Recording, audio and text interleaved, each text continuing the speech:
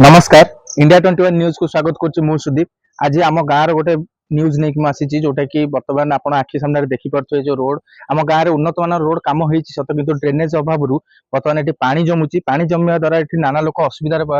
सम्मुखीन कर सहित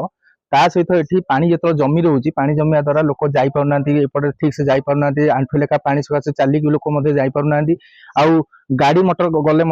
गाड़ी आग चक बुड़ी रोचे तो ये बहुत असुविधा रोचे ये उन्नत मान कम हो सत देखिपे आप तो ये पानी जो मात्रा जमी रही ये ड्रेनेज नथिबारु लोक बहु असुविधा पड़ुंट सहित आम गाँव को जो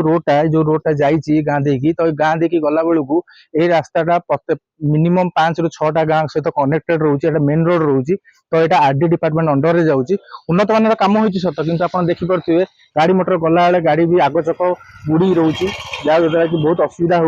असुविधा होगा द्वारा कौन हो लोक मैंने बहुत नाना प्रकार असुविधा घाटी होती आ लोक गला बेले आप देखिपे